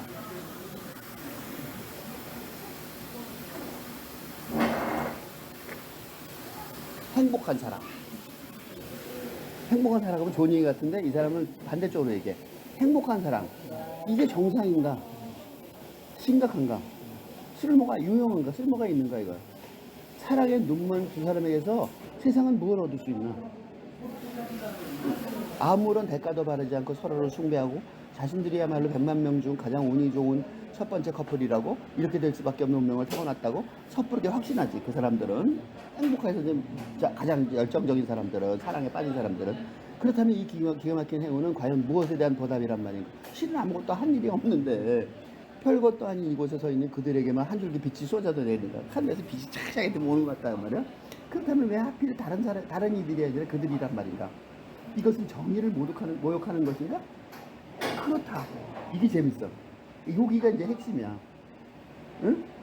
행복한 사랑이라면 다 좋아하지만 내가 아니고 누가 다른 사람이라면 일부만 행복한 거잖아. 그럼 정의를 모독하는 거다 이거지. 이게 이제 이 시를 쓴 이유야. 그렇다는 거야. 왜냐하면 조심스레 쌓은 질서를 뒤흔들고 절정에서 윤리를 내팽개친 것인 거라는 거야. 이게 예외적인 사태일 뿐이라는 거지. 그렇다. 맞는 말이다. 행복에 겨워하는 이들을 보라. 가면을 쓰고서라도 우울한 척하며 친구에게 위안을 줄 수도 있었을 텐데 상처를 주지. 웃음을 하면서 웃음소리를, 그들의 웃음소리를 들어봐라. 얼마나 소름 끼치는지. 자기네들은 힘들지만 그들의 언어에 귀 기울이라. 20만원 척 꾸며대는 가식의 언어를. 그들의 의식과 헐에는 서로를 위해 고안된 의무조항, 인류의 등 뒤에서 맺는 미학이다. 사람들이 그들의 사례를 모방한다면 어떻게 되겠어? 그 결과가 어떻게 될지 짐작하기 어려운 거지. 세상은 엉망진창이 되겠지. 응? 행복한 사랑이 세상만을 유지한다면 세상은 말도 안 되는 거지. 종교나 시대가 무슨 도움이 되겠는가? 과연 그들은 무엇을 기억하고 무엇을 포기하게 될까? 과연 그들이 이 비좁은 제한구역 내에 영원히 머무르고 싶어 할까? 그러니까 행복한 사랑이라는 건 영원한 사랑을 뜻하는데 그거는 삶이라는 이 비좁은 제한구역 내에서 계속될 수 없다는 거야. 영원한 사랑. 그러니까 방어법이지. 이것은 반드시 필요한 것입니다. 그러니까 행복한 사랑 뒤에 뭐가 들어있냐면 우리가 행복한 사랑이라고 말할 때 영원하고 절대적인 사랑을 말하는데 그건 아니라는 거예요. 그런 경험이 잠깐은 있을 수 있지만 그러니까 상식과 판단력이 행복한 사랑에 대해 무조건 침묵을 강요한다. 상식과 판단력을 생각해보면 그렇게 계속 유지하면 안 된다는 거지. 그러니까 근대의 이데올로기, 잘못된 이데올로기라는 거야. 이것 때문에 사람이 속는다는 거지. 마치 그래서 완벽한 인생이란 말이 나온 거야. 응?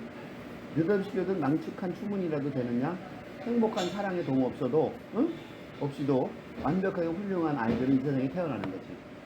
행복한 사랑이란 좀처럼 없기에 그것만으로 결코 지구를 채울 수 없다. 요새 이게 뭐냐면 우리나라 SNS 때문에 사람들이 괜히 우울해하잖아. 응? 너무나도 아름다운 음식을 찍어 올리는 거야. 먹지도 못할 텐데. 응? 그게 이제 요새 SNS 세상에 대한 아주 말하면 치료약이라고 말할 수 있어. 행복한 사랑을 모르는 이들이여 행복한 사랑은 어디에도 없다고 큰소리로 외쳐라. 응? 그런 확신만 있으면 살아가는 일도 죽는 일도 한결 견디기 쉬울 테니까. 요새 SNS에 멋진 음식이나 광경이나 이런 거 찍어놓고 있지 자기가 맨날 거기서 하는 것처럼 하는 거 있잖아. 그게 일종의 행복한 사랑이고 완벽한 인생이잖아. 그런 거는 속이는 거다 이거지. 그렇게 안 된다는 거야. 그렇게 행복한 사랑으로만 이루어진 인생은 없다는 거지. 가끔은 혹시 그런 경험은 있을 수 있어도 그렇게 생각하면서 속인다는 거 우리를. 거대한 숫자. 그렇지만 이 사람은 기본적으로 일상의 주인이야. 거대한 숫자. 그러니까 이 지구상에 존재하는 40억의 사람들. 내 상상력은 늘 그랬듯이 언제나 그 자리에 고정되어 있다. 거대한 숫자는 감당하지 못하고 사소하고 개별적인 것에 감동을 느낀다. 거대한 얘기는 아니라는 거야, 시라는 거는. 어둠 속에서 촌전등 불빛처럼 날아다니며 가장 앞줄에 서 있는 얼굴들만 닥치는 대로 비추곤 한다. 우리가 그 많은 사람들 40명만 다 볼 수가 없으니까 앞에 것만 보는 거잖아. 그럴 때 뒷줄에 있는 나머지 얼굴들은 모조리 생략되고 만다. 그러니까 세상을 다 안다고 말할 수는 없는 거지. 그러니까 기억의 대상도 그리움의 대상도 되지 못하는 거지. 그 뒤에 있는 사람들은, 그지? 우리가 아는 얼마간의 소수의 사람들 빼놓으면 40억의 나머지 사람들은 다 모르는 거지. 저 위대한 단테조차 아무리 단테라고 그래도 신곡에 썼다고 그래도 그들의 소멸을 멈출 수는 없는 거지. 없는가 그런 단테 작품에도 그게 다 없지. 모든 뮤즈가 모든 시의 신이 내게 영감을 불어넣는다 해도 존재를 상실한 그들을 위해 무엇을 할 수 있으랴. 내가 인류 전체를 대변할 수는 없다는 거야. 내 시가. 그 중에 일부만을 나는 보고 산다는 거지. 논 옴니스 모리아르. 모리아티, 이거는 뭐냐면 내 전부가 죽어 없어지는 것은 아니다. 시기상조에 불과한 근심걱정일 뿐이라는 거야. 내가 왜 그 전부를 생각하느냐. 그냥 중요한 거는 정녕 내가 온전하게 살아가고 있는지, 그것으로 충분한지, 그지? 단 한순간도 충분하다고 느낀 적이 없었고 지금도 더욱 그러한데, 그거 지금 내가 그렇다고 해서 이제 인류를 전체 못한다, 그럼 나 개인은 그럼 온전하고 충분하냐? 그렇지도 않다는 거야. 그러니까 뾰족한 수가 없기에 끊임없이 버리면서 선택을 하고 사는 거지. 하지만 내가 버린 것들이, 그렇지만 내가 선택한 게 많은 게 아니야. 버린 것들이 그 어느 때보다 많고 빽빽하고 성가실 정도로 많은 거지. 말로 표현할 수 없이 많은 것을 상실한 대가는 고작 시 한 구절과 한 구절과 산전뿐. 천둥과 같은 우렁찬 부름에, 이게 인류의 부름, 40억의 부름이라면 나는 속자의 힘으로 대답할 수밖에 없는 거지. 얼마나 많은 세월을 침묵 속에서 견뎌야만 했는지 굳이 말하지 않으리라. 고향 산뜻이든 찌찌되는 생쥐 한 마리, 인생은 결국 그 생쥐가 모래 위에 발톱으로 끼적거린 몇 개의 희미한 흔적만큼만 지적될 거야.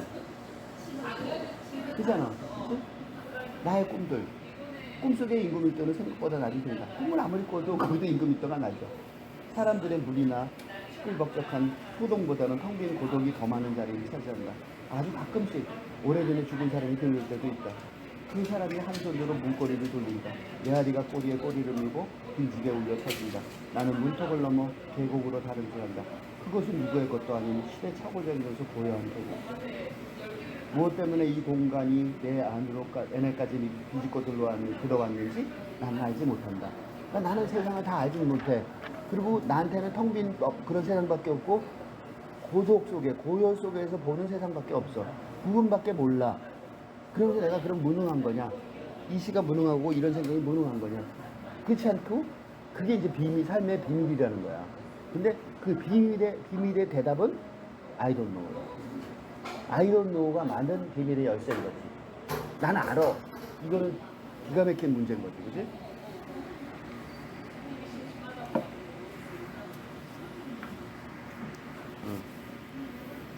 이게 겸손의 시지.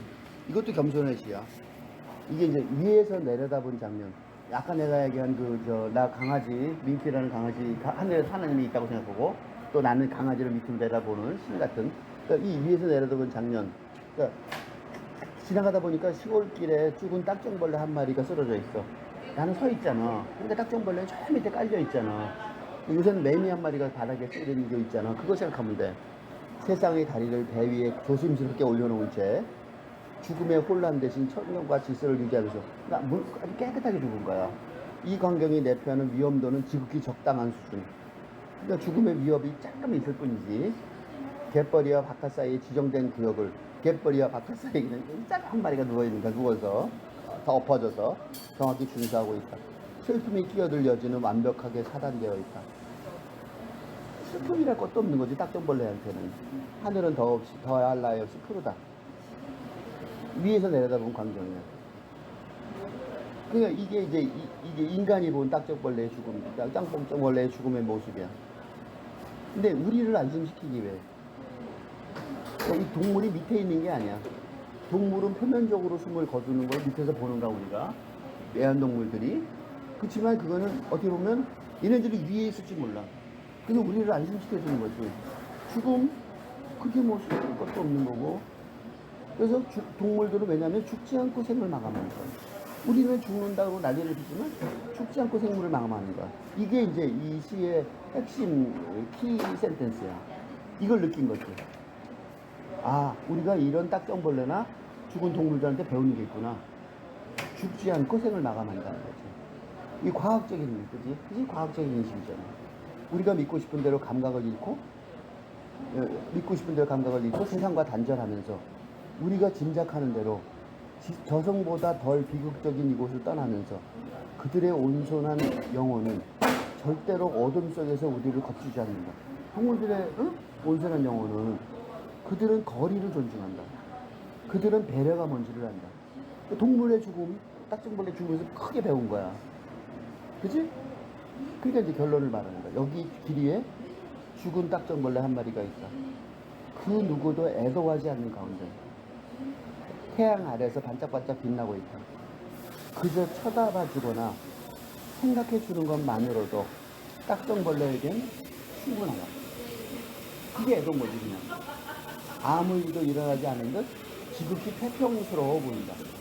중요하고 심각한 일은 모조리 우리 인간들을 위해 예정되어 있다. 그러니까 인간들이 바보가 된 거지. 삶은 오로지 우리들의 것이며 언제나 당연한 듯 선행권을 요구하는 죽음 또한 오로지 우리들만의 전인물이다. 이 마지막에 중요하고부터는 이건 이제 인간을 비웃는 거지. 그치? 딱정벌레가 더 낫다는 거야. 죽었는데 아무 일도 일어나지 않은 듯 지극히 태평스러워 보이는 딱정벌레 보면서 인간 되게 웃긴다. 그치? 나오는 거를 깨달은 거야. 실험. 몇개 안 남았어. 우리를 울리고 웃기기 위해, 이게 과학 실험 같은 거야. 배우들이, 영국 실험인데, 배우들이 혼신의 힘을 다해 열연한 본 영화를 상영에 앞서 특별한 보너스로 머리를 이용한 흥미로운 실험을 보여드리겠습니다. 원래 이제 이런 그 본 영화가 있는데, 앞에서 실험을 한번 해야겠답니다. 불과 몇 분 전까지만 해도 어딘가에 고착되어 있던 머리가 지금은 완벽하게 절단되었습니다. 과학 실험을 하니까 딱딱 팽공 잘라봤다고 생각하는가 머리를. 자 보십시오. 몸통에서 깨끗하게 분리되었음을 확인하실 수 있습니다. 모부의 뒷부분에 주렁주렁 매달린 튜브는 기계에 연결되어 이제 딱 잘라서 이제 기계 연결해서 이제 혈액을 유지하는 거지. 혈액 순환을 체내의 혈액 순환을 유지시켜야 됩니다. 아, 네, 머리는 잘 진행 중입니다. 그런 실험할 수 있는 거지. 고통의 징후도 놀라는 적도 없습니다. 다만 손전등의 불빛이 일일이 움직이는 것을 불안한 듯 눈으로 쫓고 칠 뿐 종소리가 울려 퍼지자 귀를 쫓고 세웁니다. 동물적이지. 촉각에 젖은 코는 돼지비계 냄새와 비실제의 무치.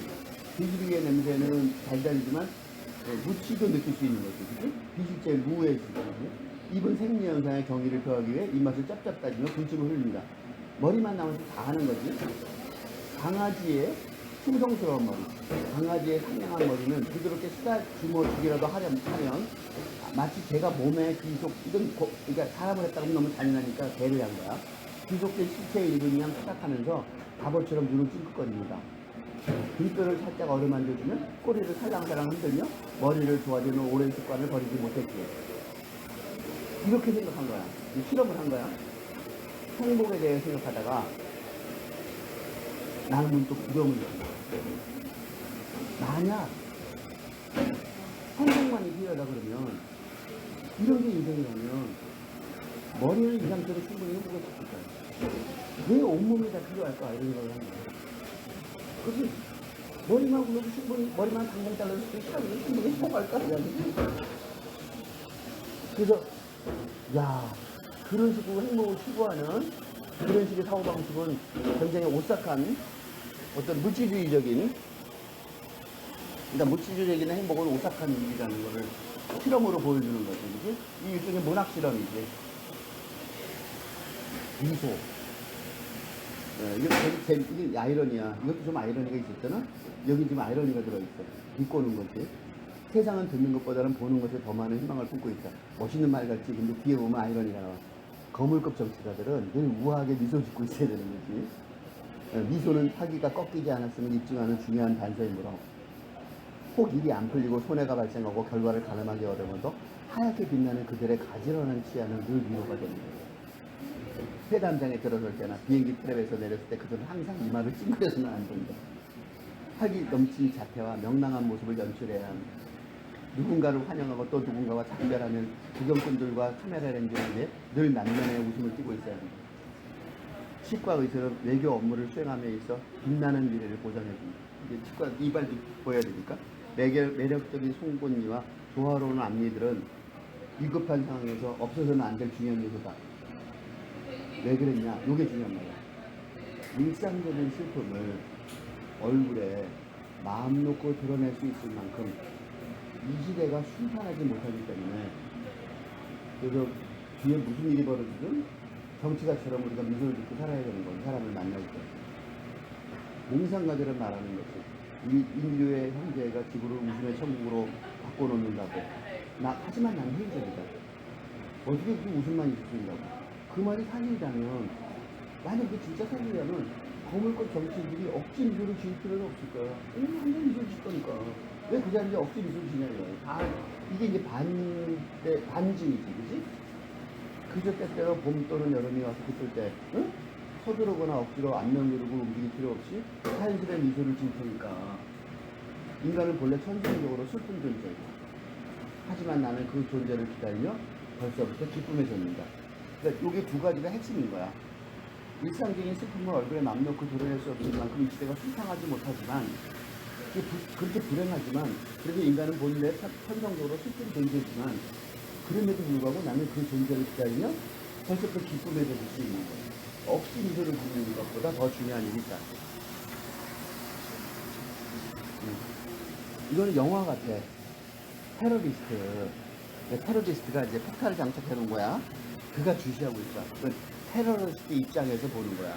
테러리스트가. 그러니까 폭탄은 정확히 1시 20분에 술집에서 폭탄을 해야 되는 거야. 술집에서 장착을 했어. 그리고 이제 이 테러리스트가 기록을 하는 거야, 지금. 마음속으로. 테러리스트가 얼마나 조바심을 할 거 아니야. 그러니까 지금은 1시 16분이야. 근데 어떤 이들은 때마침 안으로 들어가고, 어떤 이들은 때마침 밖으로 나와. 그러니까 테러리스트는 모르겠지. 아, 쟨 죽었네, 쟨 살았네, 이렇게 되는 거지. 테러리스트는 이미 길 반대편에서 서성대고 있어. 길 사이에 둔 이 적당한 거리는 모든 나쁜 일로부터 안전하게 그를 보호해준다. 마치 영화 속의 한 장면처럼. 영화 속의 장면처럼 그 테러리스트 서 있는 장면을 보여주는 거야. 마음속에서. 노란 방꽃 입은 여자.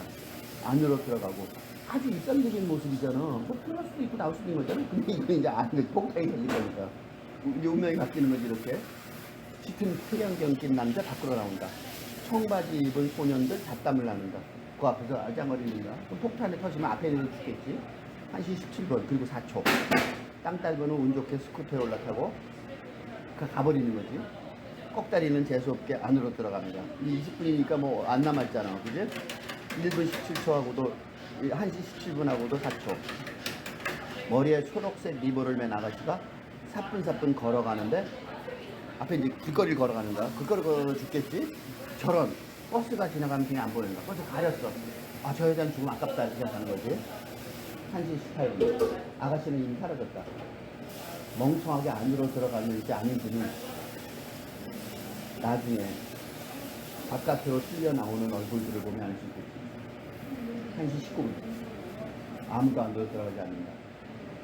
대신 뚱뚱한 대머리 하나가 밖으로 나온다. 저런. 주머니 속에서 뭔가를 찾더니 10초 모자르는 1시 20분 때 하찮은 장갑 따위를 가지러 다시 안으로 들어간다. 1시 20분. 시간. 얼마나 더디게 흐르는지. 지금은 때가 된 것 같은데 아직 아니구나. 아, 그래. 바로 지금 폭탄. 마침내 터진다. 봤었지? 아주 드라마틱한 표정. 잘 쓴다고. 아주 참 잤어. 기술이야. 이거 진짜 기술이 배울 만한 게 많아. 시 쓰는 사람들한테 배울 기술이 너무 많은 것 같아. 유토피아. 이건 좀 이제 이론적이야. 여기 보면 돼. 유토피아는 되게 좋은 거라고 생각하잖아? 이 사람은 비판적이야. 이 근대적인 이 유토피아, 발전의 유토피아가 여기 있어. 맨 끝에. 하지만 이 모든 매력적인 조건에도 불구하고 유토피아에 살 수가 없어. 섬에는 사람이 살지 않는다. 다만 해변에서 희미한 발자국이 발견될 뿐 그것들은 한치도 예외 없이 모두 바다를 향하고 있다. 다 도망친 거지. 할 수 있는 것이라고 이곳을 떠나 다시는 돌아오지 않기 위해 바닷속으로 몸을 던지는 일일 뿐이라는 듯 이해할 수 없는 일들로 가득한 삶 속으로. 유토피아를 좋은 것처럼 목표로 하지만 사실은 거기는 그냥 사람이 살 수 있는 곳이 아니야. 그 유토피아라는 말 자체가 그래. 유가 노우야. 토피아가 플레이스고. 유토피아는 존재하지 않는 장소란 뜻이야. 그러니까 헛된 희망이지. 그러니까 그걸 설명하면 사전적으로는 뭐라고 되냐면 모든 것이 명백하게 설명되어 있는 선이지, 이곳에는 단단한 증거의 토대를 딛고 서 있을 수 있는 거고, 모든 길은 목적지를 향해 뻗어 있고, 덤불은 정답의 무게에 짓눌려 있고, 덤불 없어. 그래서 깨끗하지. 아득한 옛날부터 이곳에는 엉키지 않고 꽃게 뻗어 나뭇가지를 뻗은 논리적인 가설의 숲이 우창하게 우겨져 있는 거야. 우물가에는 눈부시게 꽂은 이해의 나무가 오라 이제 알겠어라고 를 연방 외치는 주이고, 숲속으로 멀리 들어갈수록 명백한 타당성의 계곡이 동물게 펼쳐져 있어. 일말의 의심이라도 쌓기 시작하면 바람이 불어와 사방으로 터놓고, 메아리는 부르는 사람 없어도 저절로 응답하면서 세상의 비밀에 대해 기꺼이 속삭이고, 오른쪽에는 의미가 보관된 동굴이 있고, 왼쪽에는 깊은 신념의 호수가 있어. 바다 깊숙한 곳에서 흘러나온 진실이 수면 위로 살포시 고개를 내밀고 흔들리지 않는 확신이 계곡 너머로 우뚝 솟았어. 그 꼭대기에서 사물의 본질이 한눈에 보여. 이름 너무나도 좋은 학문의 이상이고 삶의 이상인 것 같지만, 아까 처음에 읽은 것처럼, 맨 뒷분에 본 것처럼 이건 다 도망쳐야 될 장소인 거죠. 이제 이 사람의 시의 비밀을 알겠지만, 이게 이제 시창작의 비밀이기도 하지. 쓰는 방식에 따라서. 이제 한 4개 남았다. 제목이 없을 수도. 어쩌다 보니 이 화창한 아침 어느 한적한 강가의 나무 그늘 아래 이렇게 앉아있어. 이게 이거야. 이게 이 시야. 왜냐면 이것은 역사의 한 페이지에는 결코 기록되지 않을 지극히 사소한 일에 지나지 않는다. 요 네 쪽이 이 시의 연역법이야. 쉽게 말하면 이게 결론이야. 그러니까 어쩌다 보니 그냥 화창한 아침에 한적한 강가 나무 그늘에 앉아있어. 이렇게 뻥하니 그냥 아무 생각 없이. 일상이지. 이것은 역사의 한 페이지에는 결코 기록되지 않을 지극히 사소한 일에 지나지 않는다. 그래 과연? 그거 질문하는 거야. 근데 이게 사소한 일이면 뭐 중요한 일 또 있어? 이거지. 이게 안 중요하면 뭐가 중요해? 그치? 그럼 보통은 이게 일상은 보통 이렇게 얘기하는 거야. 동기가 무엇인지 낱낱이 분석되어야 할 중요한 전투나 조약도 아니고, 기억할 만한 폭군의 학살도 아니고. 하지만 나는 바로 지금 이 강변에 앉아있고, 그것은 움직일 수 없는 명백한 사실이고, 내가 이 자리에 이렇게 도달했다는 건 어딘가에서 이곳을 향해 출발했다는 사실을 의미하는 거고, 그치? 가판을 오르기 전 앞서 다른 정복자들과 마찬가지로 육지 여러 곳에서 지냈을 거고, 정복자는 뭐 다르냐고. 나도 뭐 중요한 사람이라고. 비록 일시적인 순간에 불과하다 해도 누구나 자신만의 무수한 과거를 지니고 있으니, 그게 정복은 아니어도 토요일이 오기 전에는 자신만의 금요일이 있고, 6월이기 전에는 자신만의 5월이 있기 마련이잖아요. 사령관의 망원경에 포착된 풍경처럼 이건 정복자의 사령관이 있지만, 난 그거 아니어도 지극히 현실적인 자신만의 지평선을 가지고 있는 거야. 일상에서도 이 나무는 수년 전에 뿌리를 낸 포플라 나무고, 이 강은 오늘이 아니라 이미 예전부터 유유히 흐르던 나바강이고, 관목 사이 저 오솔길을 누군가 밟은 건 어제 오늘의 일이 아니야. 다 일상으로 지나간 거야. 그 일상 속에 있는 그것도 역사잖아. 그건 역사 아니냐고. 그지? 구름을 뿔뿔이 흩어놓기 위해 바람은 한 발 앞서 구름을 여기까지 싣고 왔어. 구름들도, 그치? 비록 주변에서 거창한 사건은 일어나지 않았지만, 그렇다고 세상의 세부적인 학문들이 빈곤해진 건 아닌 거지. 민족의 대이동이 세상을 덮쳤을 때보다 조금 덜 그럴싸할 뿐, 그저 조금 덜 명확할 뿐. 침묵이 꼭 비밀조약에만 수반되는 것도 아니고, 원인과 그 일행이 항상 성대한 대관식에만 참석하는 것도 아니야. 혁명의 기념일만 돌고 도는 게 아니고, 강가의 조약돌 역시 구르고 또 구르는 거지. 환경이 수놓은 자수는 복잡하고 견고하다. 풀 속에 숨어있는 개미의 바느질한 땀, 대지 위에 꿰매진 단기, 나뭇가지로 뜨개질한 파도의 문양. 어쩌다 보니 내가 여기까지 오게 되었고, 강물을 바라보게 되었다. 내 위로 하얀 나비가 오직 자신만의 것인 날개를 파닥거리며 내 손에 그림자를 남길 때 호도닥 날아간다. 다른 무엇도 아니고 그 누구의 것도 아닌 오직 자신만의 것인 그림자를 남긴다. 나비도 그렇단 말이야. 나무뿐 아니라. 이런 광경을 바라볼 때마다 나는 더 이상 확신이 날 수가 없다. 과연 중요한 것이 중요하지 않은 것보다 더 중요하다고. 안부로 단정 지을 수 있는지. 이게 중요한 시지, 그지? 제목이 없을 수도 있는 거야, 삶에. 내 삶에 제목이 없다고 화내지 말자 이거지. 그렇다고 내가 한심한 사람이 아닌 거지, 그지? 뭐 제목이 있어, 뭐 나는 지금 어떤 강가에 가는데 뭐 시자가 루비콘 광고가 얻어서 무슨 정복하고 뭐 이런 건 아니잖아. 그렇다고 해서 내가 더 중요하지 않다고 말할 수 있냐고. 그건 아니라는 거지. 세게 남았어. 재밌지? 이 사람 되게 재밌어. 무리 속에서. 군중 속이지? 나는 바로 이러이러한 사람. 그것은 모든 우연이 그러듯 이해할 수 없는 우연이야. 내가 누군지, 그지? 내가 이러이러한 사람이란 말이야. 나는 예를 들면 한국 사람이고, 남자고, 뭐 이런 거 있잖아. 그게 이제 우연이, 이해할 수 없는 우연인 거지. 내가 왜 한국 사람이고, 왜 남자고, 그지? 그건 알 수가 없는 거야. 다른 이들이 내 세상이 될 수도 있을 수도 있고, 그치? 일본에서 태어날 수도 있고, 서양에서 미국에서 태어날 수도 있는 거죠. 다른 종지에서 날아올랐을 수도, 세라면 그렇겠지? 다른 구루터기에서 다른 껍데기를 쓰고 기어 나왔을 수도 있었을 텐데, 매미나 뭐 벌레라는 것들. 자연의 옷장에는 꽤 많은 옷들이 걸려 있는 거야. 거미, 갈매기, 불치의 의상, 그치?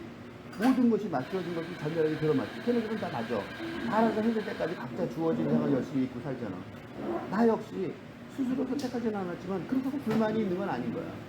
지금보다 훨씬 더 개별적인 존재가 될 수도 있었기에. 물고기 떼나 개미집, 윙윙대는 벌떼의 일부가 될 수도 있지, 그치? 바람에 흔들리는 풍경 속의 한 조각으로 지금보다는 훨씬 덜 행복한 존재도 될 수 있었기에. 누군가의 모피를 위해 혹은 명절 음식용으로, 그치? 사육될 수도 있었기에. 유리상자 속에 갇혀 그 안에서 헤엄쳐 다니는 그 무엇이 될 수도 있었기에. 물고기 될 수도 있었잖아. 금붕어. 희가 다가오는 불길 속에서 속세무채, 돼지의 뿌리 박은 한 그루 나무일 수도 있잖아. 그치? 이해할 수 없는 사건에 휩쓸려 무자비하게 짓밟혀진 크기. 그치? 우리가 무자비하게 짓밟고 다니잖아. 누군가에게 찬란하게 보일 수도 있는 어두운 별빛 속을 돌아다니는 수상쩍은 사람이 될 수도 있었지. 만일 내가 사람들에게 단지 공포의 대상이거나 혐오감 혹은 동경심이나 불러일으키는 존재라면 그럴 수도 있잖아, 내가. 지금 내가 속한 종족이 아닌 전혀 다른 종족으로 세상에 태어났고 앞길이 막막하게 막혀버렸다면 그럴 수도 있지, 그지? 지금껏 운명은 나에게 자유로웠다. 행복했던 순간의 기억들은 내 것이 아닐 수도 있겠다. 자꾸만 뭔가와 견주고 싶어하는 내 열망이 거세당할 수도 있었다. 그러니까 욕망 거세하고, 나는 내 자신이 될 수도 있었다. 일말의 의구심, 이렇게 될 수도 있었다. 이렇게 돼야 되는데 사람들은 딴짓하는 거야. 내 자신이 되면 되잖아. 근데 내 자신이 될 수도 있는데 딴 생각하느라고.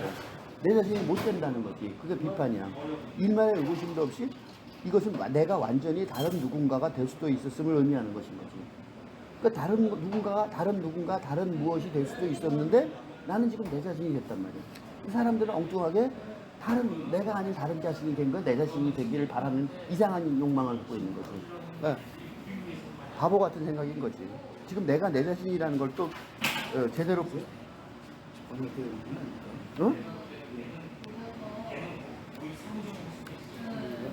내 자신 될 수도 있었다는 얘기. 요거를 용어를 가정법을 좀 잘못 쓴 것 같아. 가정법을 좀 묘하게 쓴 것 같아. 내 자신이 될 수 있었다고 생각해야 된다는 거야. 그러니까 지금 여기 대시가 있잖아. 여기 대시가 뭐냐면 이 두 개 같다는 소리야. 내용이. 그러니까 일말의 의구심도 없이 이것은 내가 완전히 다른 누군가가 될 수도 있었음을 의미하는 것이잖아. 그러니까 내가 내 자신이 될 수 있었다는 생각을 받아들이는 게 중요하다. 그렇게 해석하는. 이게 지금 번역들은 이거는 원본을 보고 싶어. 본 보고 싶지. 근데 번역들은 조금 약간 그렇게 이제 의역을 해주는 수밖에 없어. 왜냐면 폴란드어의 이 조동사의 용법이 다를 수도 있잖아, 그지? 이 한국말로 번역이 안 될 수 있어. 영혼에 대한 관한 몇 마디. 이게 가장 그 장시 중에 이제 마지막 시인데 오늘 이번에 읽을 우리가 있다면 영혼을 소유한다. 이게 되게 재밌는 말이야. 이게 이제 주제야. 영혼이 있다고 생각하지만 우리는 사실 영혼을 까먹고 살지. 가끔 영혼을 소유해. 대부분 영혼이 없는 거지. 끊임없이 영혼이 그것을 가지는 자는 아무도 없어. 영혼을 계속 갖고 영혼을 가지고 사는 사람은 없는 거지. 하루 그리고 또 하루, 1년 그리고 또 1년, 영혼이 없이도 시간은 그렇게 잘만 흘러가는 거지. 아무 생각 없이 하는 거야. 어린 시절 이따금씩 찾아오는 공포나 환희의 순간에, 응? 그 어린 시절 그런 공포한 영혼이 우리 몸속에 동지를 들고 꽤 오랫동안 붙들곤 한다. 어릴 때는 영혼을 생각을 많이 했었는데 때로 또 우리가 늙었다는 섬뜩한 자각이 들 때도 그런 거지. 그지? 그럴지도 모른다. 그러면 영혼이 생각이 나는 거야. 가구를 움직이거나 커다란 짐을 운반할 때 신발끈을 꽉 동여매고 먼 거리를 걷거나 기타 등등 힘든 일을 할 때는 웬만하면 우리에게 손 내밀지 않는다. 까먹는 거지 우리가. 설문지에 답을 적거나 보기를 쓸 때도 대개는 상관하지 않는다. 영혼 생각 안 하지. 수천 가지 우리의 대화 속에 겨우 한 번쯤 참견할까 말까. 보통은 안 하지. 일상의 대화에서는. 그것은 자주 있는 일은 아니다. 원래 과묵하고 점잖으니까. 영혼의 입장에서 과묵하고 점잖은 게 아니라 우리가 이제 안척을 안 하는 거야. 우리의 욕심, 그런데 우리의 욕심이 쑤시고 아파오기 시작하면 슬그머니 근무를 교대해버립니다. 영혼이 쓱 나타나는 거지, 그지?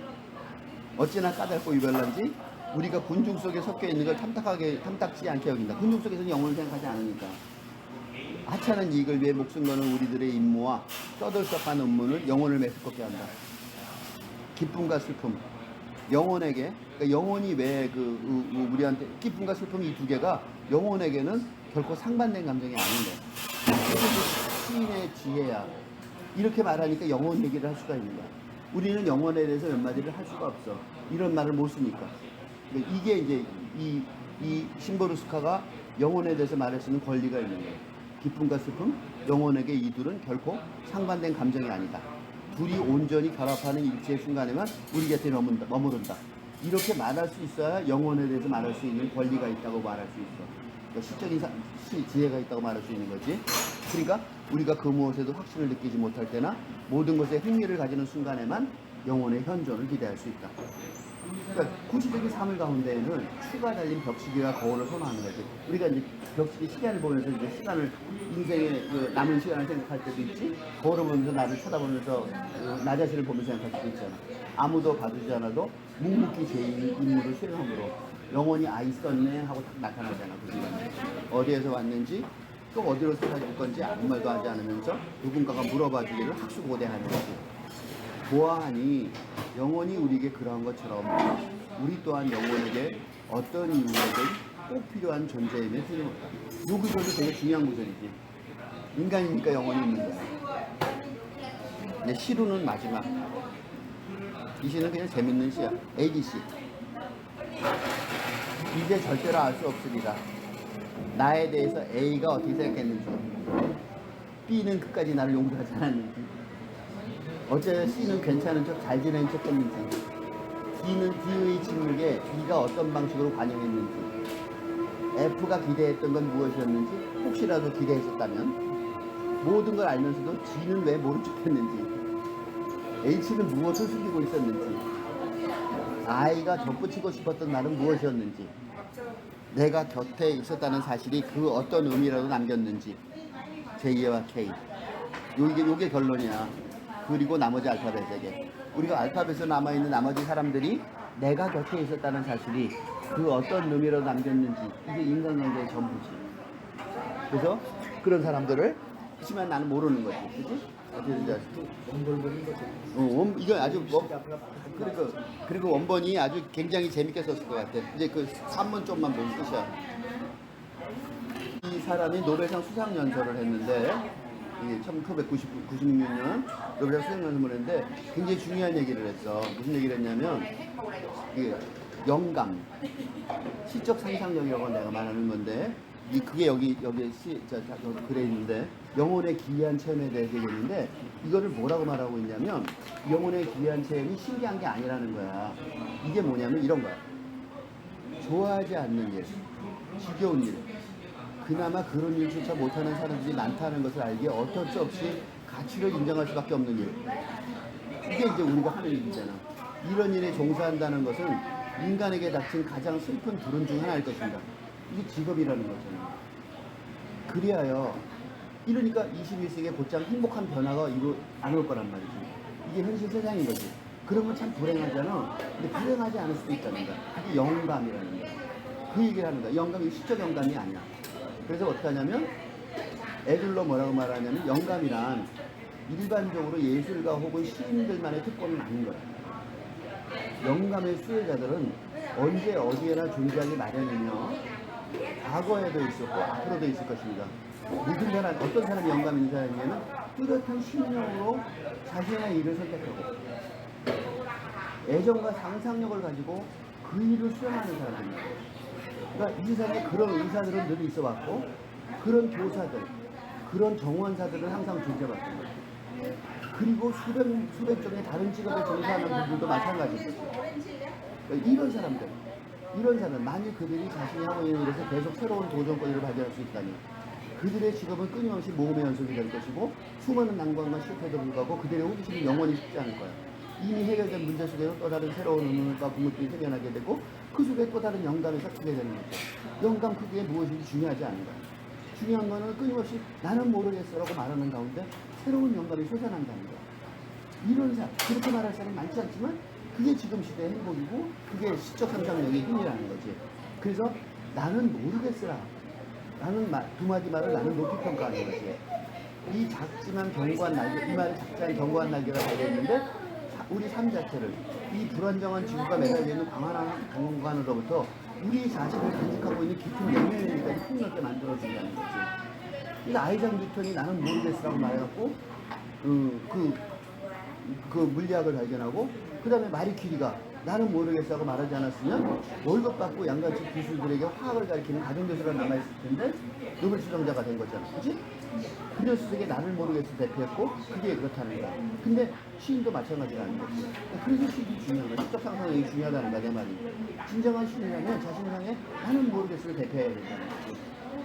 그래서 이게 놀라움이고 영감인데 거기에는 우리 이렇게 생각하는 사람들이 많다는 거예요. 우리는 흔히 우리 자신을 잘 알고 있거나 보편적인 기준으로 널리 공인된 타당성에서 벗어났을 때 그래서 놀람을 느끼게 되는데 하지만 사실은 우리의 증거 틈을 삼을 지극히 당연한 세상은 실도 어디에도 없는 거야. 세상은 언제나 놀라움이 언제나 있는 거지. 그러니까 개별적인 단어를 가지고 일일이 고민할 필요가 없는 일상적인 대화에서는 모두들 꺼리낌 없이 이런 표현을 써요. 평범한 세상, 평범한 인생, 평범한 삶의 원리. 그렇지만 그런 건 없는 거야. 단어 하나하나가 모든 의미를 갖는 시어의 세계에서는 어느 것 하나 평범하거나 일상적이지 않은 거지. 이게 바로 시적 상상이지, 이게 영감이고 이런 것들이 직업을 의미 있게 하고 행복하게 한다는 거지. 여기가 이제 그 노벨상이고 해설자가 쓴 것 중에 두 구절만 보면 이 말을 썼어.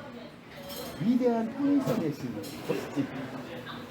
그리고 또 하나는, 그러니까 일상적, 아주 비범한 삶의 지혜가 그냥 일상적이고 평범한 것에서 보고 있다는 거야. 이 시인이 아주 핵심을 찌르고 있지, 그지? 번역자가 아주 좋은 번역자라는 걸 말해, 그지? 정확하게 알고 있다는 거지.